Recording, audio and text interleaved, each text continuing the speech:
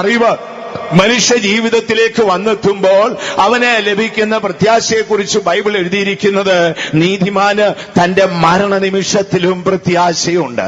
വായിച്ചാട്ട് സദൃശ്യവാക്യം 14 അധ്യായം അതിന്റെ 32 വാക്യം. ഇന്ന് രാത്രിയിൽ നമുക്ക് ചിന്തിക്കേണ്ടത്, നീതിമാന് ലഭിച്ച അനുഭവവും അറിവും കൂടെ ചേർന്നിട്ട് ഇപ്പോൾ അവന്റെ മരണനാളുകളിൽ അവന് വലിയ പ്രത്യാശയുണ്ട്. വായിച്ചാട്ട്, ദുഷ്ടന് തന്റെ ദുഷ്ടതയാൽ വീഴ്ച വരുന്നു, ദുഷ്ടന് തന്റെ ദുഷ്ടതയാൽ വീഴ്ച വരുന്നു, നീതിമാനോ മരണത്തിലും പ്രത്യാശ. നീതിമാനോ, അതിന്റെ മൂലവാഴ്ചയിൽ കൊടുത്തിരിക്കുന്നത്, നീതിമാനോ തന്റെ മരണനാളുകളിൽ പ്രത്യാശയുണ്ട്. അപ്പോൾ ഇന്ന് രാത്രിയിൽ നമുക്ക് ചിന്തിക്കേണ്ടത്, നീതിമാന്റെ മരണനാളുകളിൽ അവന്റെ മേൽ വാഴുന്ന പ്രത്യാശയാണ്.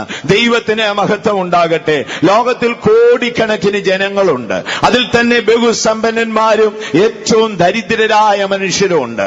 കഴിഞ്ഞ രാത്രിയിൽ ഞാൻ നിങ്ങളോട് പറഞ്ഞല്ലോ, 24 മണിക്കൂറിനുള്ളിൽ 5,64,000 പേർ വീതം മരിച്ച് ഈ ലോകത്തിൽ നിന്ന് പോയിക്കൊണ്ടിരിക്കുകയാണ്. ഇതിനെല്ലാം സാക്ഷ്യം വീക്ഷിച്ചുകൊണ്ട് ഭൂമി മൗനതയോടെ തന്റെ പ്രവൃത്തിയെ തുടർന്നുകൊണ്ടേയിരിക്കുന്നു. അപ്പോൾ ഓരോ ദിവസവും ഈ 5,64,000 പേർ വീതം മരിച്ച് ഈ ലോകത്തോട് വിട പറയുമ്പോൾ തന്നെ അതിലിരട്ടി ജനങ്ങൾ ഭൂമിയിലേക്ക് വന്ന് ജനിക്കുകയാണ്. ഭക്തനായ സോളമൻ ഒരിക്കൽ ഇങ്ങനെ പാടിയല്ലോ, ഒരു തലമുറ പോകുന്നു, മറ്റൊരു തലമുറ വരുന്നു, ഭൂമിയോ എല്ലാറ്റിനും സാക്ഷിയായി എന്നേക്ക് നിലനിൽക്കുന്നു.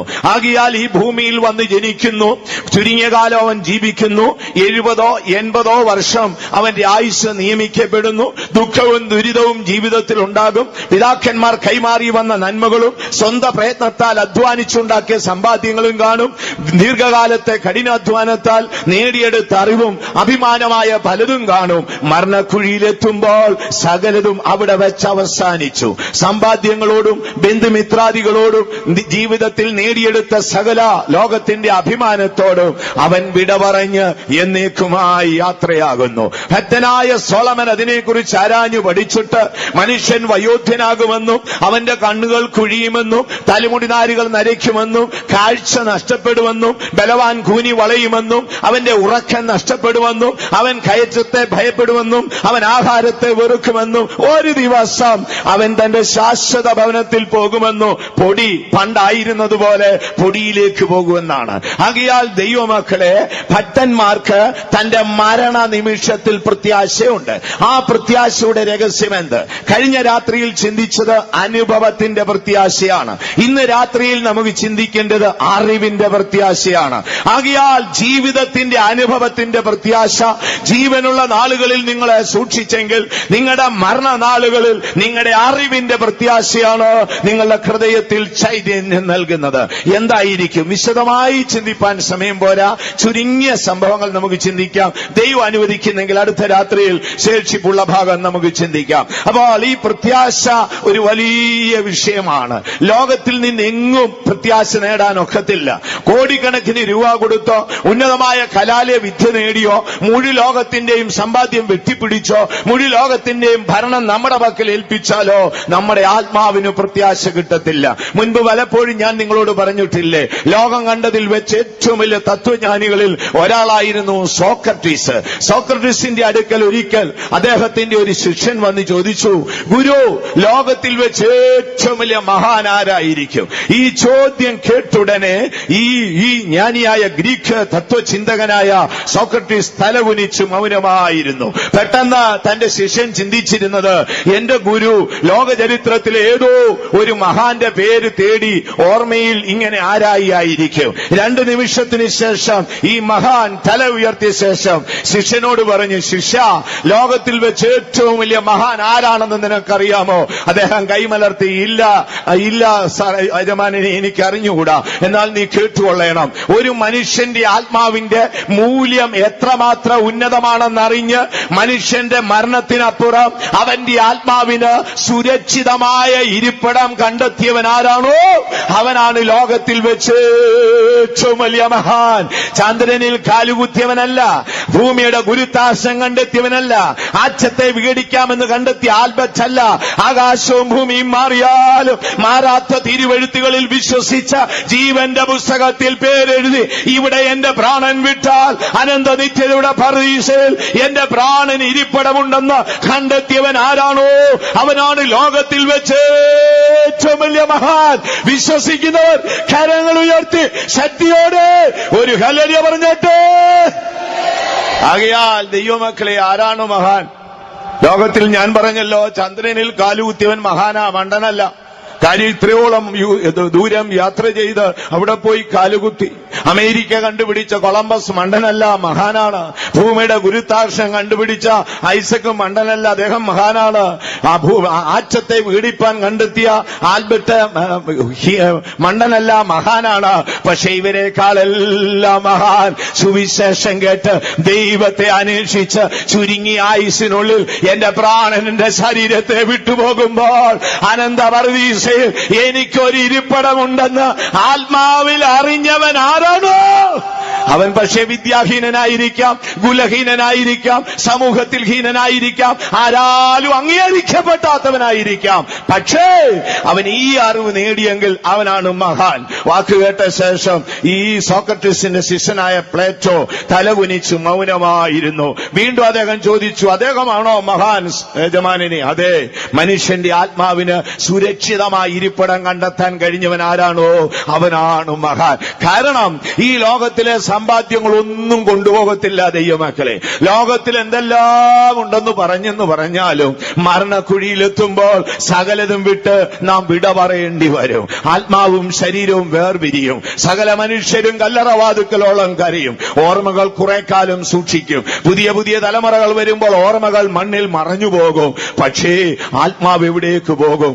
ദൈവത്തെ കണ്ടെത്താൻ കഴിയാത്ത ഒരു മനുഷ്യൻ ലോകത്തിൽ എത്ര സമ്പന്നനായാലും, എത്രമാത്രം വിദ്യ നേടിയവനായാലും, ഏതുയർന്ന കുലത്തിൽ ജീവിക്കുന്നവനായാലും, ലോകത്തിൽ ഏതൊരു ഔദ്യോഗിക പദവിയിൽ ഇരിക്കുന്നവനായാലും, ലോകത്തിലെ വലിയ പ്രസ്ഥാനം കെട്ടിയുണ്ടാക്കിയവനായാലും, ദൈവത്തെ കണ്ടെത്താൻ കഴിയുന്നില്ലെങ്കിൽ അവന്റെ പ്രാണന്റെ അവസ്ഥ സമുദ്രമധ്യേ പറന്ന് തളരുന്ന പക്ഷിയുടെ അവസ്ഥയാണ്. മറുകരയിലെത്താൻ ഒക്കുന്നോ? അതില്ല. ഇരിപ്പിടമുണ്ടോ? അതില്ല. തിരിച്ചു പറക്കാൻ ഒക്കുന്നോ? അതില്ല. ഓരോ ദിവസം കഴിയും തോറും മഹാസമുദ്രത്തിന്റെ മധ്യേ പറന്ന പ്രാവേ, നിന്റെ അവസ്ഥ എന്തെന്ന് ചോദിച്ചാൽ എന്റെ ചിറകുകൾ കുഴയുകയാണെന്നാണ് അതിന്റെ മറുപടി. ഇന്ന് രാത്രി ഈ കർത്താവിന്റെ വരവിന് മുൻപ് ഇങ്ങനൊരു മീറ്റിംഗ് സ്വർഗം ക്രമീകരിച്ചു തന്നത് നമ്മുടെ ആത്മാവിന്റെ ഇരിപ്പിടം കണ്ടെത്തി വേണം ഈ രാത്രി ദൈവസന്നിധി വിട്ടുപോകാൻ. അപ്പോൾ തിരുവെഴുത്തിലേക്ക് നമ്മുടെ ശ്രദ്ധ കൊണ്ടുവന്നപ്പോൾ ഭക്തനായ ശലോമോന്റെ വാക്കിതാണ്, നീതിമാന് തന്റെ മരണത്തിന്റെ നാളുകളിലും പ്രത്യാശ ഉണ്ടായിരിക്കും. ഒന്നുകൂടെ വായിച്ചാട്ട്.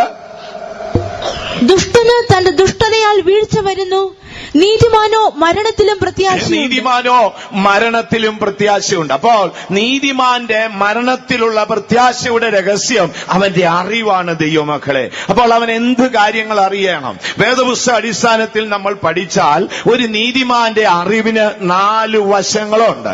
ഒന്നാമത്തെ അറിവ്, ദൈവം അവനോട് ചെയ്ത വാഗ്ദത്തങ്ങൾ ശേഷിപ്പായി അവശേഷിക്കുന്നത് എന്ത് സംഭവിക്കും. 2, അവന്റെ മരണം എന്ന ആ അവസ്ഥ അവൻ എങ്ങനെയായിരിക്കും. 3, മരണത്തിനപ്പുറമുള്ള പുനരുത്ഥാനത്തിൽ അവന്റെ അവകാശം എന്തായിരിക്കും. 4, അനന്ത നിത്യതയില് കവാടങ്ങൾ തുറക്കുമ്പോൾ അവൻ അവിടെ ലഭിക്കാൻ പോകുന്ന മഹത്വം എന്തായിരിക്കും. ഈ 4 അറിവ് ജീവിതയാത്രയിൽ നേടിയപ്പോൾ ആത്മാവിന് നല്ലൊരു പ്രത്യാശ ലഭിച്ചു. ഇവയുടെ ആഴങ്ങളൊന്നും നമുക്ക് അറിഞ്ഞുകൂടെങ്കിൽ പോലും നമ്മുടെ ഉള്ളിന്റെ ഉള്ളിൽ ആഴമേറിയൊരു പ്രത്യാശയുണ്ട്. ആരംഭ നാളുകളിലെ നമ്മുടെ ഭക്തന്മാരെ ശ്രദ്ധിച്ചിട്ടുണ്ടോ? അവരെല്ലാം പാട്ടുപാടുമ്പോൾ ആ സ്വർഗത്തിന്റെ മനോഹരത്വം മനസ്സിൽ കണ്ടാണ് പാടിയത്. എന്ന് കർത്താവ് വരും, പ്രാണപ്രിയൻ എപ്പോൾ വരും, എന്നായിരിക്കും ആ ദിനം, എപ്പോൾ എന്റെ ശരീരം രൂപാന്തരപ്പെടും, ഞാൻ എങ്ങനെ പറന്നുയരുമെന്നുള്ള ആ മനോഹര രൂപങ്ങൾ മനസ്സിൽ കെട്ടിപ്പണിതാണ് അവർ രാത്രിയുടെ യാമങ്ങൾ ഉറങ്ങിയിരുന്നത്. സമൃദ്ധി നമ്മെ വേട്ടയാടരുത്, പ്രത്യാശയ്ക്ക് ഭംഗം വരരുത്, പ്രത്യാശ സൂക്ഷിച്ചു കൊള്ളണമേ. വേദപുസ്തക അടിസ്ഥാനത്തിൽ പഠിക്കുമ്പോൾ പ്രത്യാശയുടെ ബേസിക് അവന്റെ മനസ്സാക്ഷി മനസ്സാക്ഷിയാണ്. നല്ല മനസ്സാക്ഷിയുള്ളവന് ആത്മധൈര്യം ഉണ്ടായിരിക്കും. ആത്മധൈര്യമുള്ളവന് ഉറപ്പുള്ള വിശ്വാസം ഉണ്ടായിരിക്കും. ഉറപ്പുള്ള വിശ്വാസമുള്ളവന് ജീവനുള്ള പ്രത്യാശ ഉണ്ടായിരിക്കും. അപ്പോസ്തലനായ പൗലോസ് തന്റെ ജീവിതയാത്രയിൽ ഏറ്റവും അധികം സൂക്ഷിച്ചത് ദൈവകൃപയിൽ നിന്ന് അന്യപ്പെട്ടു പോകാതെയും ദൈവിക ദർശനം തന്നെ വിട്ടകലാതെയും അതിലുപരി തന്റെ മനസ്സാക്ഷിക്ക് ക്ഷതം വരാതെയും സൂക്ഷിച്ചു. ആകയാൽ നമ്മുടെ പ്രത്യാശയുടെ ബേസിക് മനസ്സാക്ഷിയിൽ നിൽക്കുന്നു എന്നുള്ള അറിവ് എപ്പോഴും നമുക്കുണ്ടായിരിക്കണം. അപ്പോൾ ഇന്ന് രാത്രിയിൽ നമുക്ക് ചിന്തിക്കേണ്ടത് ഭക്തന്മാരുടെ മരണനാളുകളിൽ, വിശുദ്ധന്മാരുടെ മരണനാളുകളിൽ അവർക്ക് മരണത്തിലും ഒരു പ്രത്യാശയുണ്ട്. ജീവിതത്തിൽ മാത്രമല്ല മരണത്തിലും പ്രത്യാശയുണ്ട്. പൂർവകാല അനേക ഭക്തന്മാരുടെ മരണനാളുകളുടെ വാക്കുകൾ നമുക്ക് കണ്ടെത്താൻ കഴിയും. D.L. മൂഡി എന്ന ഭക്തൻ മരണനാളോടടുത്തപ്പോൾ എല്ലാവരും ചുറ്റും നിന്ന് പാട്ടുപാടിക്കൊണ്ടിരിക്കുകയാണ്. പെട്ടെന്ന് താനൊരു പുഞ്ചിരി ചിരിച്ചു. അപ്പോൾ കൂടെയുള്ള ആൾ ചോദിച്ചു, എന്താണ് സാർ ചിരിക്കുന്നത്? പെട്ടെന്ന് പറഞ്ഞു, ഏറിയ വർഷങ്ങൾക്ക് മുൻപ് മരിച്ചുപോയ എന്റെ കൊച്ചുമോന്റെ മുഖം ഞാൻ കാണുന്നു. അവൻ അവിടെ നിന്ന് വലിയ പപ്പ എത്രയും വേഗം വരാൻ പറഞ്ഞ് എന്നെ വിളിക്കുന്നു. ഞാനത് ആത്മാവിൽ കാണുന്നു. ഇതാ ഒരു വലിയ വെളിച്ചം എനിക്ക് ചുറ്റി വളയുന്നു. ഭക്തനായ സാധു കൊച്ചുകുഞ്ഞുപദേശി, മൂത്താമ്പാക്കൽ കൊച്ചുകുഞ്ഞുപദേശിയുടെ മരണനാൾ അടുത്തപ്പോൾ ഭക്തന്മാരായ സന്യാസിമാർ ചുറ്റും നിന്നു പാടി, അക്കരെ ജോർദാൻ അക്കരെ കാണുന്നു വാഗ്ദത്ത ദേശം ശോഭയായി ശോഭയായി എന്ന് പാട്ടിങ്ങനെ പാടിക്കൊണ്ടിരിക്കുമ്പോൾ അദ്ദേഹം കൈകൊണ്ട് തടഞ്ഞു, പാട്ട് നിർത്താൻ പറഞ്ഞു. പെട്ടെന്നവർ പാട്ട് നിർത്തി. ആ ഭക്തൻ ഇങ്ങനെ പാടി, എന്നെ എതിരേൽക്കുവാൻ സ്വർഗീയ ദൂതന്മാർ വരുന്നു, സ്വർഗീയ ദൂതന്മാർ എന്നെ എതിരേൽക്കാൻ വരുന്നു. ഭക്തന്മാർ പലരും മരിക്കുമ്പോൾ അവരുടെ പ്രത്യാശയുടെ വാക്കുകൾ ഉച്ചരിച്ചാണ് അവർ അനന്ത നിത്യതയിലേക്ക് യാത്രയായത്. എവിടെ നിന്നാണ് ഈ പ്രത്യാശ ലഭിച്ചത്? അവന്റെ ജീവിതത്തിലെ ആഴമായ ഒരു അറിവ് അവനുണ്ട്. എന്തായിരിക്കും അവന്റെ അറിവ്? അറിവിന്റെ ഒന്നാമത്തെ വശത്തേക്ക് നമുക്ക് കടന്നു വരാം. അവന്റെ ജീവിതത്തിലുള്ള അറിവിനെ കുറിച്ച് നമ്മൾ പഠിക്കുമ്പോൾ ദൈവിക വാഗ്ദത്തങ്ങളെ കുറിച്ചുള്ള അറിവാണ്. ജീവിച്ചിരിക്കുമ്പോൾ വിശ്വസ്തയോടെ ദൈവത്തെ സേവിച്ച ദൈവ പൈതലെ, നിന്റെ ജീവിതത്തിൽ ദൈവം ചെയ്ത വാഗ്ദത്തങ്ങളുണ്ട്. ചിലപ്പോൾ ആ വാഗ്ദത്തങ്ങൾ നിന്റെ ആയുസ്സിന്റെ ഉള്ളിൽ നിവർത്തിക്കപ്പെടാൻ കഴിഞ്ഞില്ലെന്ന് വരാം. 70 80 വയസ്സായിരിക്കും പ്രകൃതി നിനക്ക് നിയോഗിച്ചിരിക്കുന്നത്. അതിന്റെ ഉള്ളിൽ ചിലപ്പോൾ ആ വാഗ്ദത്തങ്ങൾ നിവർത്തിപ്പാൻ കഴിയാതെ പോകും. എന്നാൽ ആ വാഗ്ദത്തങ്ങളെ കുറിച്ചൊരു അറിവുണ്ട്. നീ മരിച്ചു മൺമറഞ്ഞു പോയാലും വാഗ്ദത്തം ചെയ്ത ദൈവം അവൻ വിശ്വസ്തനാണ്. എന്നോട് ചെയ്ത വാഗ്ദത്തങ്ങളിൽ ശേഷിപ്പ് എന്തെങ്കിലും ഉണ്ടെങ്കിൽ എന്റെ ദൈവത്തിന്റെ വിശ്വസ്തത കൊണ്ട് നിശ്ചയമായും എന്റെ ദൈവം തമ്പുരാൻ എന്റെ സന്തതിയോട് അത് നിവർത്തിച്ചു തരും. അതാണ് ഒരു നീതിമാന്റെ അറിവ്. വിശ്വസിക്കുന്നവർ കരങ്ങൾ ഉയർത്തി ശക്തിയായിട്ടൊരു ഹല്ലേലൂയ പറഞ്ഞോട്ടെ. ദൈവമക്കളെ, ഇങ്ങനെ ഒരു അറിവ് നമുക്ക് ആഴമായി ഉണ്ടായിരിക്കണം. ഭക്തന്മാരായ നമ്മുടെ പിതാക്കന്മാരൊക്കെ മരിക്കുമ്പോൾ അവർ തലമുറകൾക്ക് വേണ്ടി ഒന്നും കരുതിയിട്ടില്ല. പട്ടിണിയും ദുരിതവും മാത്രവുമാണ്. തങ്ങൾ കണ്ടെത്തിയ ദൈവത്തെ കുഞ്ഞുങ്ങൾക്ക് കൈമാറിയിട്ടവർ യാത്രയായി. മരണനാളുകൾ നിങ്ങളൊന്ന് ആരാഞ്ഞു നോക്കിക്കേ. അവരുടെ ഉള്ളിലൊരു വലിയ പ്രത്യാശയുണ്ട്. വേദപുസ്തകം നമ്മൾ പഠിക്കുമ്പോൾ ഈ അറിവോടെ ജീവിച്ച മരിച്ച അനേകരെ നമുക്ക് കാണാം. അതിലൊരാളായിരുന്നു യാക്കോബ്. യാക്കോബ് വലിയ ദുരിതങ്ങളും അസംഖ്യം വേദനകളൊക്കെ അനുഭവിച്ച മനുഷ്യനാണ്. എങ്കിലും അന്ത്യനാളുകളിൽ അവൻ പ്രത്യാശയുടെ വാക്കുകൾ പറഞ്ഞാണ് അവൻ മരിക്കുന്നത്. ഇനി മറ്റൊരാളായിരുന്നു ജോസഫ്. ഈജിപ്തിലേക്ക് താൻ വിൽക്കപ്പെട്ടു. അസംഖ്യമായ വേദനകളും ദുരിതങ്ങളും ഒക്കെ തന്റെ ജീവിതത്തിൽ താൻ അനുഭവിച്ചു. എന്നാൽ മരണനാൾ അടുത്തപ്പോൾ താൻ തന്റെ മക്കളെയും സഹോദരന്മാരുടെ മക്കളെല്ലാം വിളിച്ചിട്ട് പറയുകയാണ്, കുഞ്ഞുങ്ങളെ, യഹോവ നിങ്ങളെ സന്ദർശിക്കും. നിങ്ങൾ ഒരു ദിവസം ഇവിടെ നിന്ന് പുറപ്പെട്ടു പോകും. അബ്രഹാമിനോട് ചെയ്തൊരു വാഗ്ദത്തമുണ്ട്. എന്റെ കാലത്ത് അത് നിവർത്തിച്ചില്ല, എന്നാൽ നിങ്ങളുടെ കാലത്ത് അത് നിവർത്തിക്കും. യഹോവ നിങ്ങളെ സന്ദർശിച്ച് നിങ്ങൾ ഈ ദേശം വിട്ടുപോകുമ്പോൾ നിശ്ചയമായും എന്റെ അസ്ഥി കൂടെ എടുത്തോണ്ട് എന്റെ അപ്പനായ ആ കനാൻ ദേശത്തിന് അവകാശിയായ അബ്രഹാമിനോട് വാഗ്ദത്തം ചെയ്ത ദേശത്ത് എന്റെ അസ്ഥി കൊണ്ടുപോയി അടക്കം ചെയ്യണം. അപ്പോൾ ആ ഭക്തൻ മരിക്കുമ്പോൾ തന്നോടുള്ള വാഗ്ദത്തത്തിന്റെയും താൻ കണ്ട ദർശനത്തിന്റെയും ശേഷിപ്പ് ദൈവം എന്റെ സന്തതിയിൽ നിവർത്തിച്ചു തരുമെന്നൊരറിവ് ഭക്തന്മാർക്കുണ്ട്. വേദപുസ്തകം നമുക്ക് താഴേക്ക് ചിന്തിച്ചു വരാം. മോശയുടെ മരണനാളുകൾ നിങ്ങൾ ചിന്തിച്ചിട്ടുണ്ടോ? വയോധ്യനായ മോശയോട് ദൈവം പർവ്വതത്തിലേക്ക് വിളിച്ചു കയറ്റി മനോഹരമായ കനാൻ ദേശം കാണിച്ചു കൊടുത്തു. കനാന്റെ മനോഹരത്വം മോശ ദൂരത്ത് നിന്ന് കണ്ടു. ഹൃദയത്തിൽ അതിയായ വേദനയൊക്കെ തോന്നി. എങ്കിലും താൻ താഴ്വരയിൽ ഇറങ്ങി വന്നു. പ്രതീക്ഷയോടെ യോശുവ നിൽക്കുകയാണ്. അപ്പോൾ യോശുവയോട് ചില വാക്കുകൾ നമ്മളൊക്കെ ആരായാലും മാനസികമായി തകർന്നു പോകും. എങ്കിലും അദ്ദേഹം പറഞ്ഞെന്നറിയാം, ജോഷുവ, നീ ഉറപ്പ് ധൈര്യമുള്ളവനായിരിക്കണം. നീ ഈ ജനത്തെ ഖനാനിലേക്ക് കൊണ്ടുപോകണം. നീ ഈ ജനത്തിന് ഖനാൻ ദേശം വിഭജിച്ചു കൊടുക്കണം. ഓ, എന്തൊരു വാക്കാണ്! തനിക്കത് നിവർത്തിപ്പാൻ കഴിഞ്ഞില്ല. വാഗ്ദത്തം ശേഷിക്കുകയാണ്. ജോർദാനക്കര കനാൻ ദേശം കിടക്കുന്നു. അയ്യോ പൊന്നു തമ്പുരാനെ, ഇങ്ങനെ സംഭവിച്ചോ? നാളത്തെ ഗതി എന്താണ്? ഇതല്ല പറഞ്ഞത്. ഭക്തൻ പറഞ്ഞ വാക്കേതാണെന്നറിയാമോ? ജോഷുവ, ഉറപ്പും ധൈര്യമുള്ളവനായി നീ ഈ ജനത്തെ കൊണ്ടുപോകണം. നീ അവർക്ക് കനാൻ ദേശം കൊടുക്കണം. എന്തൊരു വാക്കാണ്! നീതിമാന് തന്റെ മരണ നിമിഷത്തിലും പ്രത്യാശയുണ്ട്. നീതിമാന് തന്റെ മരണ നിമിഷത്തിലും പ്രത്യാശയുണ്ട്. ഇന്ന് രാത്രി കർത്താവിന്റെ സന്നിധിയിൽ കടന്നു വന്ന ദൈവ പൈതലേ, പരിശുദ്ധാത്മാവ് ഈ രാത്രി നിന്നോട് പറയുകയാണ്, വാഗ്ദത്തം ചെയ്ത ദൈവം വിശ്വസ്തൻ.